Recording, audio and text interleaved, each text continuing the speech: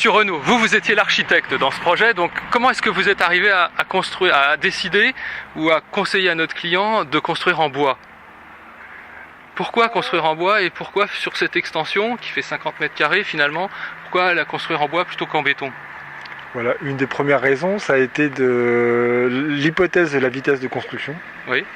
Après, à vérifier, mais ça s'est vérifié, mais l'hypothèse de la rapidité, parce que par rapport au délai de construction qu'on avait, on était un peu court.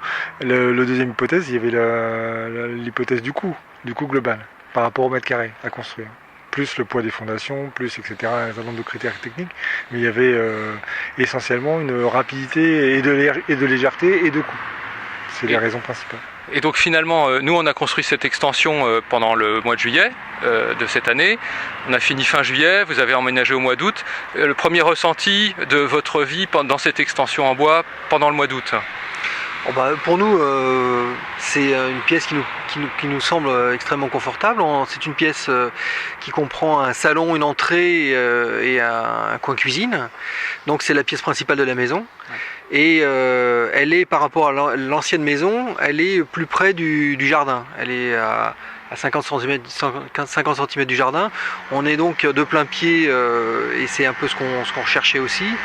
On a réussi à créer une pièce qui est très lumineuse. Et le système a permis quand même de pouvoir faire un maximum d'ouverture. Après, sur ce qui est de l'isolation, on a pu simplement ressentir l'isolation par rapport au chaud, parce qu'il a fait extrêmement chaud cet été. Donc là, on n'a pas souffert de la chaleur, ça c'est vrai. Maintenant, il commence à faire un peu plus frais et on a commencé à mettre un petit peu le chauffage. Pour l'instant, c'est une pièce très confortable. On verra cet hiver si ça se confirme, mais pour l'instant, c'est une pièce très agréable à vivre. D'accord. Et finalement, vous nous disiez sur la vitesse de réalisation du chantier, on a mis à peu près un mois, les fondations ont été faites un petit peu avant. Et un petit peu plus, on a commencé 15 juillet, on a fini quasiment la première semaine d'août. C'est ça. Et ça reste par rapport à une construction maçonnée, couverture traditionnelle, on est beaucoup plus rapide. Vraiment. Non, oui, de toute façon, il n'y a pas photo. Pour nous, on a un choix de construction qui s'est révélé quand même assez efficace par rapport au but à atteindre. Voilà. Parce qu'on avait quand même aussi des budgets à respecter pour pouvoir faire le complément de la maison. Donc on ne peut pas tout investir dans l'extension automatiquement. Les deux réunis, ça faisait quand même beaucoup d'argent. Et c'est vrai que le fait d'avoir une construction légère et rapide, ça nous a simplifié la vie. C'est vrai que beaucoup de clients nous appellent en imaginant que parce qu'on construit en bois, ça va nécessairement être moins cher, en imaginant peut-être qu'une extension en bois ou une construction en bois, c'est comme une cabane, et puis finalement c'est des matériaux pas très chers. Moi j'ai plutôt le sentiment qu'on est relativement proche du prix de la construction traditionnelle, maçonnée. Tout dépend des choix qu'on fait, notamment sur les aménagements intérieurs. Il y a le choix des aménagements intérieurs. Après, de toute façon, à prix égal, de toute façon, on reste sur une construction plus rapide. Ouais. Donc sur un point de vue technique, au niveau du besoin, à prix égal, on est quand même sur les avantages. Après, au mètre carré en façade, on est certainement pas très loin d'être dans les prix normaux. Mais de toute façon, au niveau du gain économique, même à prix égal, on est quand même sur un gain au niveau de la construction, de la vitesse de construction. Ouais. De toute façon. En vertu du fait que le temps, c'est de l'argent. Mais voilà, exactement. Alors sur un projet récent, nous, une cliente est justement installée sur une veine d'argile assez profonde, donc on est en train de planifier la mise en place de pieux vissés de très grande profondeur, qui font plusieurs mètres de profondeur, et qui permettent de recevoir la construction bois très simplement, et pour seulement quelques milliers d'euros. C'est des fondations profondes, vissées, qui fonctionnent parfaitement et qui sont assez économiques. De toute façon, moi j'ai pu constater sur d'autres projets que la fondation vissée était une solution assez fiable et économique. Ouais. Bon, maintenant, elle n'est pas tellement applicable à d'autres solutions que la construction bois. Donc l'un va avec l'autre et les deux s'additionnent. Maintenant, on ne peut pas faire des pavillons maçonnés sur des fondations, sur des vis. Donc, simplement, ça rajoute la simplicité. Ça ne fait qu'augmenter la simplicité et l'efficacité du problème. Absolument. Ouais. Et donc également, on a parlé de l'ossature, des fondations, on a parlé un peu de la toiture. Nous on utilise des membranes EPDM qui sont des caoutchoucs de synthèse qui durent 50 ans, 100 ans, donc vraiment quelque chose de vraiment inaltérable. J'aurais bien aimé vous entendre sur toute la partie un peu aménagement, les menuiseries, les fenêtres, les portes. On a fait le choix de produits simples en PVC avec volets roulants. Le confort, comment vous avez vécu l'aspect confort acoustique et thermique jusqu'à maintenant? Bon, l'aspect thermique, c'est pour l'instant un peu difficile à apprécier parce qu'on l'a mesuré que sur des périodes de grande chaleur. On va voir comment ça se passe sur le froid. Moi, je suis pas très inquiet par rapport à l'isolation des fenêtres, puisque moi, c'est un matériau que je connais, qu'on avait déjà installé sur la maison ancienne. Moi, ce que je voulais simplement dire, c'est par rapport au choix qui était proposé à l'intérieur, notamment pour le revêtement des murs et du plafond. Je trouve que le système est assez intéressant parce que finalement on a bénéficié d'un revêtement de plafond par exemple qui est intégré à la couche d'isolation, donc on a un parquet apparent blanc, peint en blanc, qui est assez sympa, et sur les parois murales c'est un système le système Clickwall là, de panneaux qui font je crois à peu près 50-80 cm de large, 60 de large, et qui se clipsent l'un dans l'autre comme les parquets flottants. Et finalement, on s'était dit, on va peut-être quand même avoir à chaque fois une petite bande de joints tous les 60 cm. Est-ce que ça va être joli ou pas? Mais finalement, on s'aperçoit que le revêtement, une fois posé, le joint disparaît complètement. On l'a complètement oublié. Et quand on dit aux gens quel est le principe de construction, ils le voient pas du tout. Ils imaginent que c'est je sais pas ce qu'ils imaginent, mais enfin, ils imaginent un système plus traditionnel. Et nous, ça nous plaît bien parce que ça a été très rapidement posé. On n'a pas eu ces travaux-là qui, a priori, je m'étais un peu réservé, moi, dans la partie ancienne, de peinture des plafonds et des murs. On n'a pas eu ça à faire. Après, sur le sol, on a mis un parquet flottant, stratifié. Donc là-dessus, on est cohérent. On n'avait pas vraiment fait le choix de vouloir un habitat écologique, parce que ça implique des tas de matériaux qui sont différents. On voulait des matériaux performants et économiques. Voilà. Et je pense que pour l'instant, on est assez content du résultat. En vérité, on est écologique dans la mesure où c'est un bâtiment qui est extrêmement bien isolé, qui utilise des produits sains. Par exemple, on n'utilise pas de laine de verre, qui sont des produits difficiles à mettre en œuvre, cancérigènes, qui vieillissent pas toujours bien, surtout quand ça prend l'humidité, ce qui serait d'ailleurs pas le cas dans une construction comme celle-là.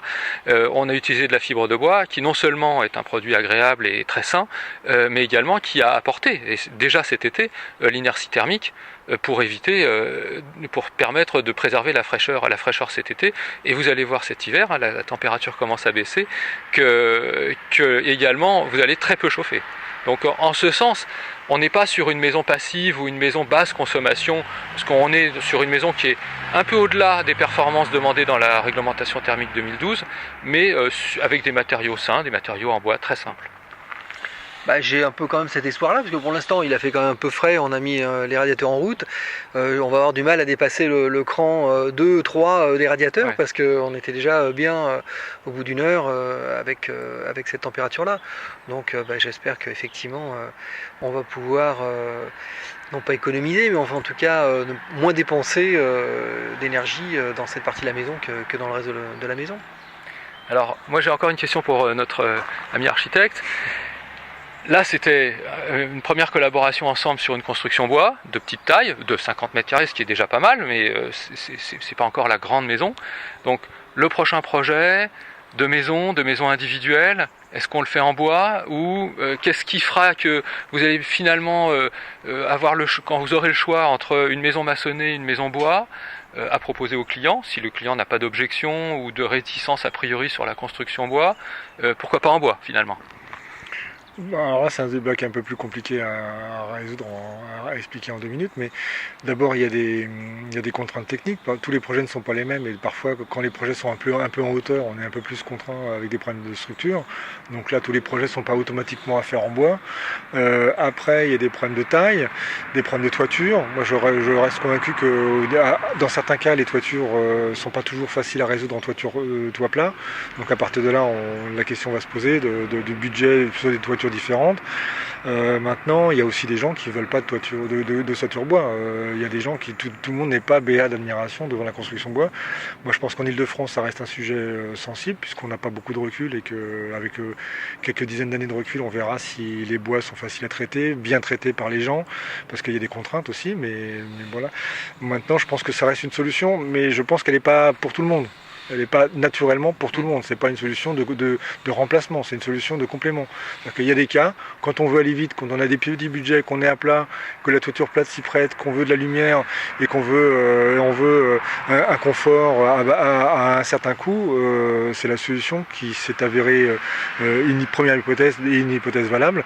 Maintenant, je reste convaincu moi je fais partie des gens qui restent convaincus qu'une construction traditionnelle maçonnée, et si on faisait encore de la toiture, enfin la construction en pierre et avec des bonnes charpentes et avec des bonnes industries de bois, on aurait quand même des constructions relativement écologiques.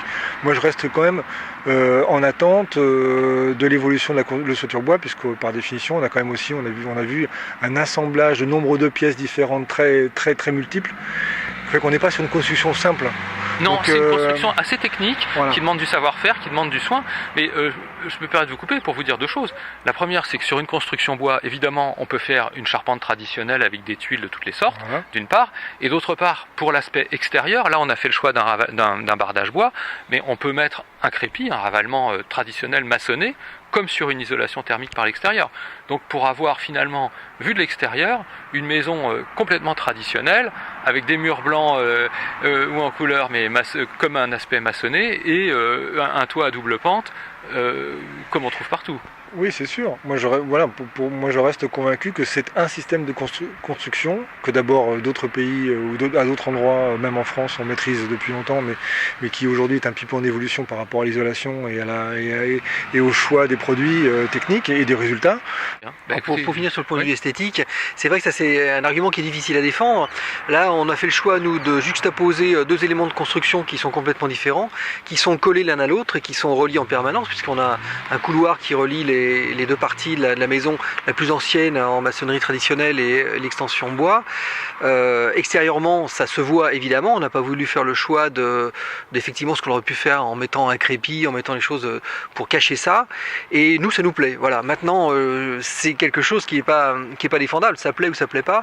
Mais je crois pas que ça soit que ça jure d'une manière vraiment à telle que ça puisse être repoussoir. D'ailleurs, on voit de plus en plus maintenant apparaître ce système-là.